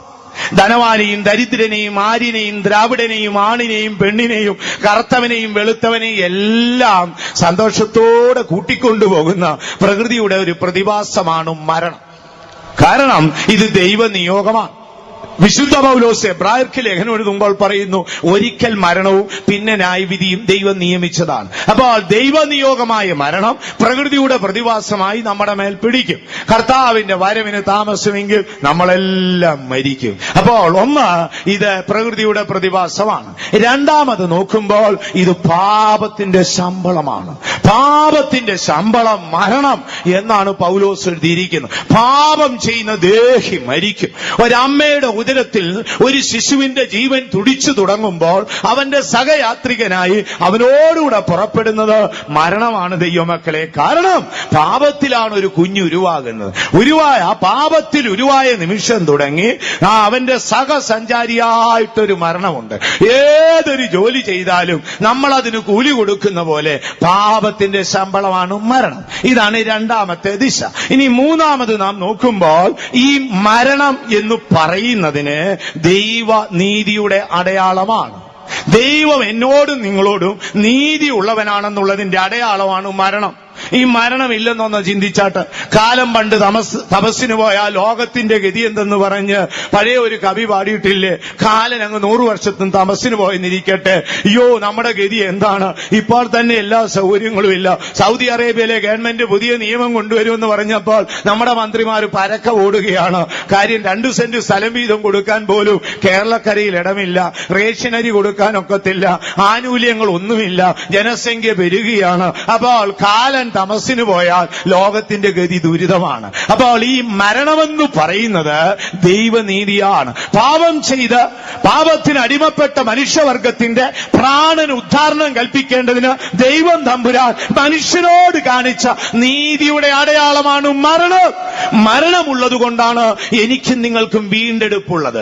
മരണമുള്ളത് കൊണ്ടാണ് ഈ ശരീരം വിട്ട് ആത്മാവ് ദൈവത്തിൽ പോകുന്നത്. മരണമില്ലെങ്കിൽ എന്ത് ചെയ്യും? ചീഞ്ഞ നാറിയ വാർദ്ധക്യം പിടിച്ച് കൈക്ക് വാദവും പിടിച്ച് കണ്ണും കുഴിഞ്ഞ് തലമുടി നാരും നരച്ച് കൂനി വളഞ്ഞ് വടിയും കുത്തി ആ കപ്പാടെ 8-10 നടന്ന് ഈ 80 വയസ്സൊക്കെ ആവുമ്പം തന്നെ എന്നത്തേക്ക് പോകുന്നു എന്നൊരു ചോദ്യമാണ്. ആലോചിച്ച് ആ കണക്കിന് ഒരു 10-250 വർഷം നമ്മളിവിടെ ഇരിക്കുകയാണെങ്കിലുള്ള ഗതിയൊന്നോർത്ത് എന്തൊരു ഗതികേടായിരിക്കും. അയ്യോ, 40 വയസ്സായപ്പോഴേ പഴയ ഡീസൽ ഇഞ്ചൻ വലിക്കുന്ന പരുവത്തിൽ വലിക്കുകയാണ്. എല്ലാവിധ രോഗങ്ങളും ഉണ്ട്. ആസ്മയെ, ത്വക്ക് രോഗങ്ങള്, ഷുഗർ, പ്രഷർ, അങ്ങനെ ഇംഗ്ലീഷുകാരന്റെ പേരാണ്. ദൈവമക്കളെ, ദൈവത്തിന് മഹത്വം ഉണ്ടാകട്ടെ. ഇതെല്ലാം ബാധിച്ച ശരീരത്തോട് ഒരു 950 വർഷം മെതുശലേക്ക്, നമ്മുടെ പഴയ അപ്പൻ മെതുശലേക്ക് ജീവിക്കുന്ന പോലെ ഈ ഡയബറ്റിക് പിടിച്ച് 950 വർഷം ജീവിച്ചിരുന്നെങ്കിൽ ആന്ധ്രയിലെ മുഴു ഗോതമ്പിന്റെയും കഞ്ഞി കുടിക്കേണ്ടി വന്നേ. ഇതൊക്കെ കണക്കൂട്ടി തമ്പുരാൻ 45, 50, 60, 70 ക്ലോസ്. എന്താ കാരണം? തമ്പുരാൻ എന്നോട് നിങ്ങളോട് ഒരു നീതിയുണ്ട്. മരണം ദൈവനീതിയുടെ അടയാളമാണ്. മരണം പ്രകൃതിയുടെ പ്രതിഭാസമാണ്. മരണം പാപത്തിന്റെ ശമ്പളമാണ്. അപ്പൊ നമ്മുടെ ആരുടെയും മരണം പാപശമ്പളമല്ല, അത് ദൈവനീതിയുടെ അടയാളമാണ്. അപ്പോൾ ഈ മരണത്തെക്കുറിച്ച് ആഴമായൊരു അറിവ് നമുക്കുണ്ടാകണം. ഞാൻ പറഞ്ഞല്ലോ, ഒരു ഭക്തന്റെ മരണനിമിഷത്തിൽ അവന്റെ പ്രത്യാശയുടെ രഹസ്യം ആഴമായ അറിവാണ്. വിശദമായി ചിന്തിപ്പാൻ സമയം പോരാ, ശേഷിപ്പുള്ള പിന്നീട് നമുക്ക് ചിന്തിക്കാം. അപ്പോൾ മരണത്തെക്കുറിച്ചുള്ള അറിവ്, ഒന്നാമത്തെ അറിവ്, എന്റെ മരണം വിലേറിയതാണ്. ഇന്ന് രാത്രി മരിക്കാൻ ആരെങ്കിലും ഭാരപ്പെട്ട് മരണഭയം പിടിച്ച് ഇവിടെ ഇരുന്ന് മരണഭയത്തിന് ഗുളിക കഴിക്കുന്ന ആരെങ്കിലും ഉണ്ടെങ്കിൽ ഇന്ന് രാത്രി അതിൽ നിന്ന് വിടുതൽ പ്രാപിച്ചോണം. രഹസ്യം ഞാൻ പറഞ്ഞു തരാം. മരണം ദൈവനീതിയുടെ അടയാളമാണ്. ഇനി അടുത്തതായി എന്താ വായിക്കുന്നത്? 116 സങ്കീർത്തനം 5 വാക്യം ഒന്ന് വായിച്ചാൽ. യഹോവ കൃപയും നീതിയുമുള്ളവൻ, നമ്മുടെ ദൈവം കരുണയുള്ളവൻ തന്നെ. തന്റെ ഭക്തന്മാരുടെ മരണം യഹോവയ്ക്ക് വിലയേറിയതാണ്. ഭക്തന്മാരുടെ മരണം യഹോവയ്ക്ക് വിലയേറിയതാണ്. ഇന്ന് രാത്രി നമുക്കൊന്ന് ഏറ്റു പറയാം, തന്റെ ഭക്തന്മാരുടെ മരണം യഹോവയ്ക്ക് വിലയേറിയ. മരണഭയം ഇന്ന് രാത്രി വിട്ടുപോകട്ടെ. ആരെങ്കിലും മരണഭയത്തിന് അടിമകളാണോ? പണ്ട് എന്റെ കുട്ടിക്കാലത്ത് എനിക്ക് ഭയങ്കര മരണഭയമാണ്. എന്റെ സമീപത്തൊരു മർത്തോമ പള്ളിയുണ്ട്, യാക്കോബ പള്ളി. അവിടെ ഒരു മഞ്ചമുണ്ട്. ആ മഞ്ചത്തിൽ ഒരു വാക്യം എഴുതി വെച്ചിട്ടുണ്ട്, ഇന്ന് ഞാൻ നാളെ നീ. അയ്യോ, ആ മഞ്ചം വലിച്ചോണ്ട് വന്നവൻ ഒരു അരയൊക്കെ അടിച്ച് മീശയൊക്കെ ചുരുട്ടി മുണ്ടൊക്കെ ഒന്ന് പൊക്കി കൊടുത്ത് അവൻ കൊണ്ടുവന്ന് കണ്ടാൽ അമേരിക്കയുടെ നാസയുടെ ഫ്ലൈറ്റ് ചൊവ്വായി പറക്കുന്ന പോക. അപ്പൊ അതിലൊരു വാക്ക് എഴുതിയിട്ടുണ്ട്, ഇന്ന് ഞാൻ നാളെ നീ.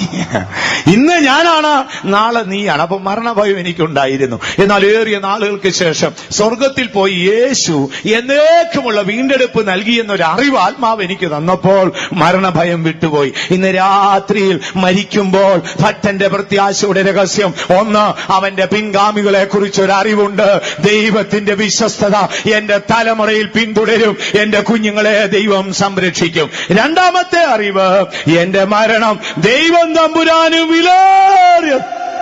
സ്വർഗത്തിലെ ദൈവം ഭൂമിയിലേക്ക് നോക്കിയിട്ട് വിലയേറിയതായി പറഞ്ഞത് ഒന്നേ ഉള്ളൂ, ഭക്തന്റെ മരണം. അങ്ങനെ ദൈവം തമ്പുരാൻ വിലയേറിയതായി എണ്ണുന്ന കാര്യം നമുക്കാർക്കെങ്കിലും ഹീനമായി തോന്നുന്നവരുണ്ടെങ്കിൽ ഒന്ന് കൈപൊക്കിക്കാട്ട്.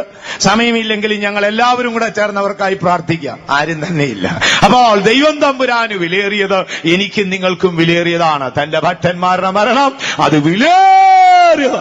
ഈ അറിവ് വരുമ്പോഴാണ് ഉള്ളിൽ പ്രത്യാശ കയറുന്നത്. ഭക്തന്റെ മരണം യഹോവയ്ക്ക് വിലയേറിയതാണ്. ദുഷ്ടന്റെ മരണം പാപശമ്പളമാണ്. സകല ദുഷ്ടനും മരിച്ചു പാതാളത്തിലേക്ക് പോകുന്നു. ഭക്തന്റെ മരണം യഹോവയ്ക്ക് വിലയേറിയതാണ്. ഒരു ഭക്തൻ മരിക്കുമ്പോൾ സ്വർഗം അത്യന്തമായി സന്തോഷിക്കും. ഞാൻ കറുകച്ചാലിൽ സഭാശുശ്രൂഷകനായിരിക്കുമ്പോൾ പിശാചി ബാധിതയായ ഒരു ഹൈന്ദവ മാർഗത്തിൽപ്പെട്ട ഒരാളെ അവിടെ പ്രാർത്ഥിക്കാൻ യാദൃശ്യമായി കൊണ്ടുവന്നു. അതിന്റെ ഒരു സൈഡ് മുഴുവൻ തളർന്ന് എന്തിയാണ് അതിനെ ഫെയ്ത്തോമിൽ കൊണ്ടുവന്നത്. അപ്പൊ ഞാൻ കുറെ കാര്യങ്ങളെല്ലാം ചോദിക്കുന്നതെല്ലാം കറക്റ്റായിട്ട് പറയുകയാണ്. അവസാനം ഞാൻ ഒരു വാക്ക് ചോദിച്ചു, ഞങ്ങളുടെ മാർഗത്തിൽ അവസാനം മരിച്ച പാസ്റ്റർ ആരാണെന്നറിയാമോ? ഒരു നിമിഷം മിണ്ടായിരുന്നു പറയാ, പാസ് സക്കറിയാണ്.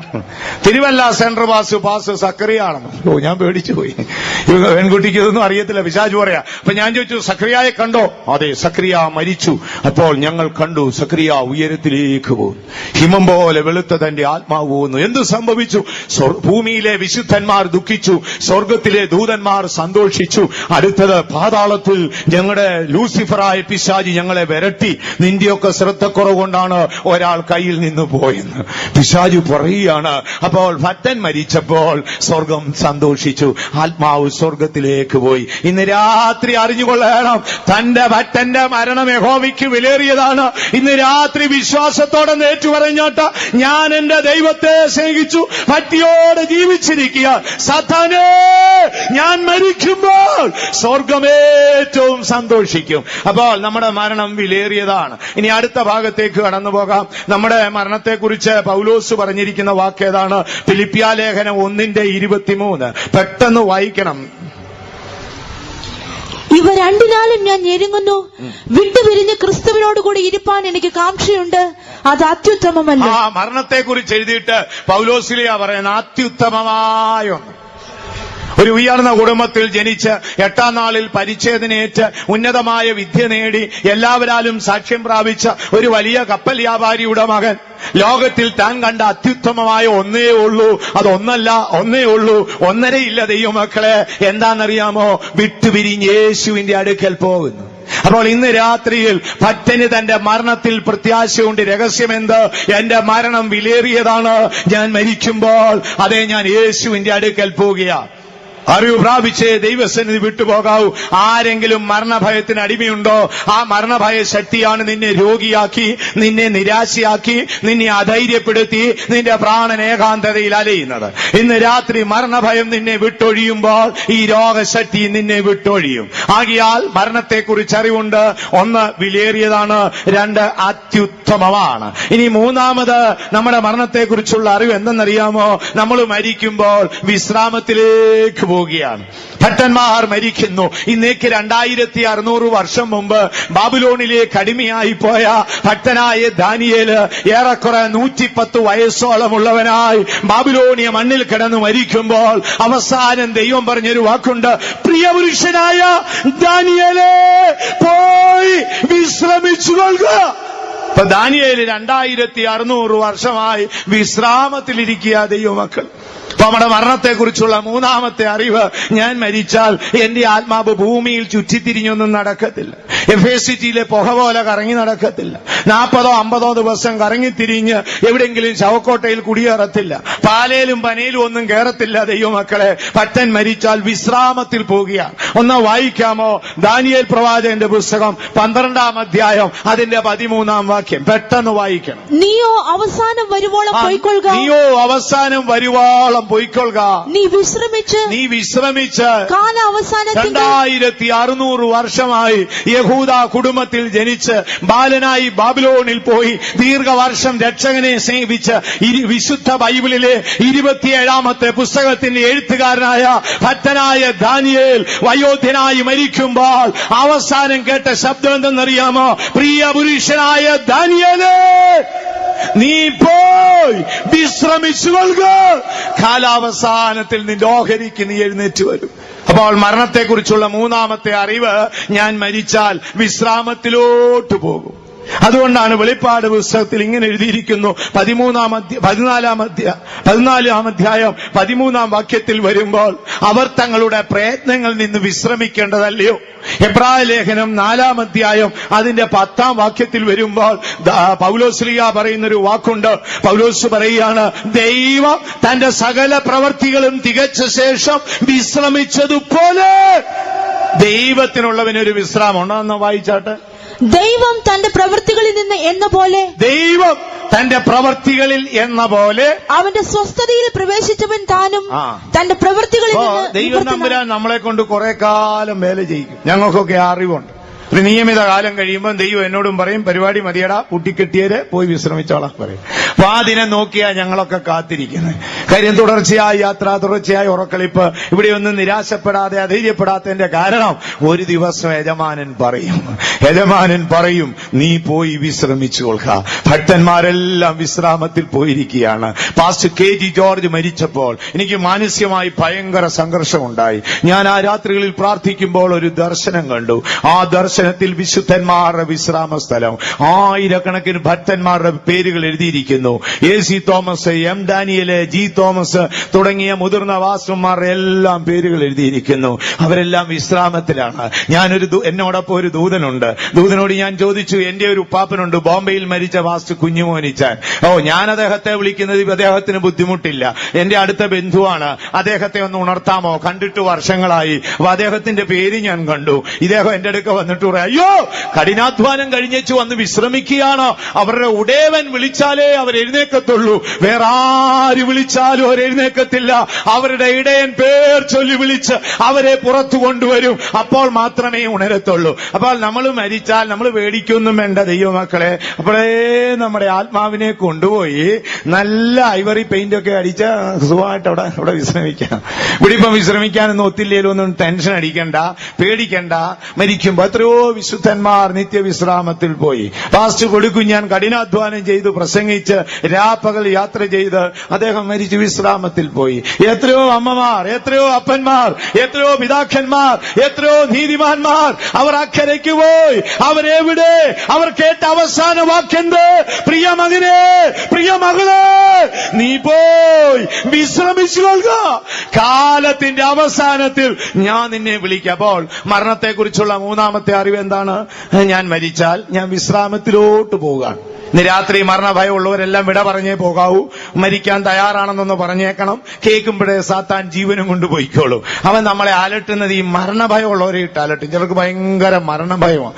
മരിക്കുന്നത് പറയുന്നത് പേടിയാണ്, ശവപ്പെട്ടി കാണുന്നത് പേടിയാണ്. അയ്യോ ഭയങ്കര ഭയമുള്ള മനുഷ്യരുണ്ട്. നിങ്ങൾ ഭയപ്പെട്ടാലും ഭയപ്പെട്ടില്ലേലും സമയത്ത് മരിക്കും. അപ്പോൾ ആ ഭയമാണ് നിന്നെ അലട്ടുന്നെങ്കിൽ ഇന്ന് രാത്രി ആത്മാവിൽ അറിയണം, എന്റെ മരണം വിലേറിയതാണ്, എന്റെ മരണം അത്യുത്തമമാണ്, എന്റെ മരണസമയത്ത് വിശ്രാമത്തിലേക്ക് അയക്കും. ഇനി അടുത്തതായിട്ട് നമ്മൾ മരിച്ചാല് നമ്മുടെ ആത്മാവ് സമാധാനത്തിലാ പോകുന്നത്. അവിടെ ശണ്ടയും കലഹവും കണ്ണുനീരും ഒന്നുമില്ല. യെശയ്യാ പ്രവാചകന്റെ പുസ്തകം 57 അധ്യായം അതിന്റെ 2 വാക്യം പെട്ടെന്ന് വായിച്ചാട്ടെ. യെശയ്യാ പ്രവചനം 57:2. അവൻ സമാധാനത്തിലേക്ക് പ്രവേശിക്കുന്നു, നേരായി നടക്കുന്നവരൊക്കെയും അവർ സമാധാനത്തിലേക്ക് പ്രവേശിക്കും. അടുത്തത് നേരായി നടക്കുന്നവരൊക്കെയും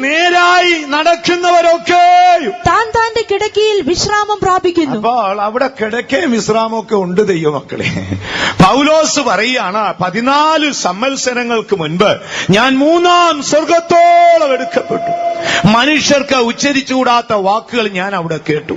അവിടെ പിതാവായ ദൈവത്തെ കണ്ടിട്ടില്ല, ദൂതന്മാരെ കണ്ടിട്ടില്ല, പക്ഷേ പർദീസയോളം താൻ എടുക്കപ്പെട്ടു. അപ്പോൾ ഭക്തന്മാരെ മരിക്കുമ്പോൾ അവർ വിശ്രാമത്തിലേക്ക് വരും. നമുക്കിവിടെ വിശ്രാമമൊന്നും ലഭിക്കത്തില്ല, തുടർച്ചയാത്രാ ജീവിത പ്രതിസന്ധികളൊക്കെയാണ്.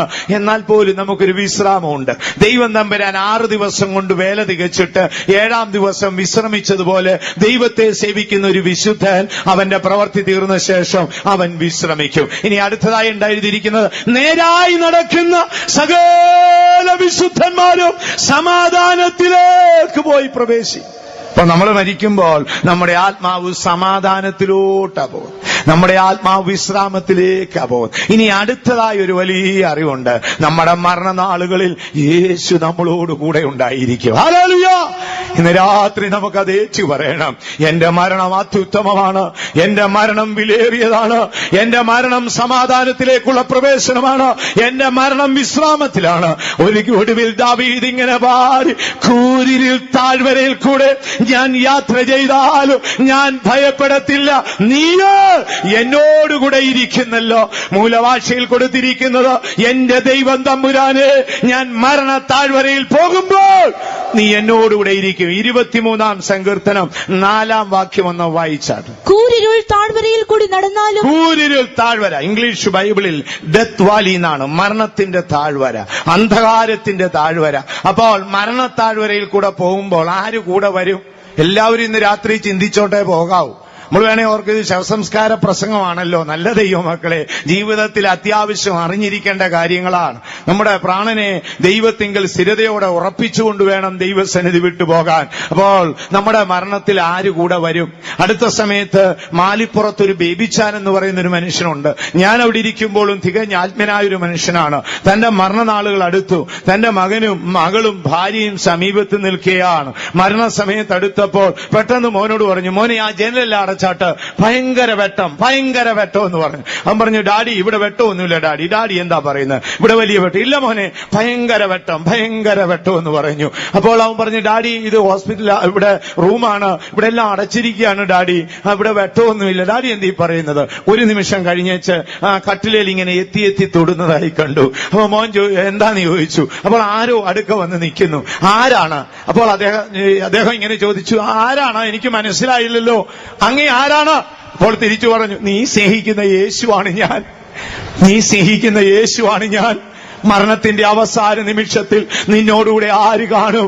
കൂരിരുൾ താഴ്വരയിൽ കൂടെ പോകുമ്പോൾ, മരണ താഴ്വരയിൽ കൂടെ പോകുമ്പോൾ, പ്രിയ ദൈവവൈതലേ, സകലരും നിന്നെ കൈവിട്ടാലും നീ ഏകനായി പോകുമ്പോൾ നീ ഒരു വലിയ അറിവുള്ളവനായിരിക്കണം. കൂരിരുൾ താഴ്വരയിൽ നിന്നോടുകൂടെ നിനക്ക് വെളിച്ചം പകരുവാൻ നിന്റെ ഇടയനായ യേശുണ്ട്.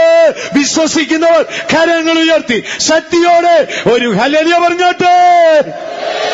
അപ്പോൾ ഈ അറിവ് ജീവിതത്തിൽ വരുമ്പോൾ നമുക്ക് വലിയ പ്രത്യാശ ഉണ്ടാകും. ഇപ്പൊ തന്നെ പലർക്കും മരിച്ചാൽ കൊള്ളാമെന്നുള്ള ചിന്തയായി. ഇപ്പൊ മരിക്കേണ്ട ദൈവമക്കളെ, ദൈവം നിയമിച്ച സമയത്ത് മരിച്ചാൽ മതി.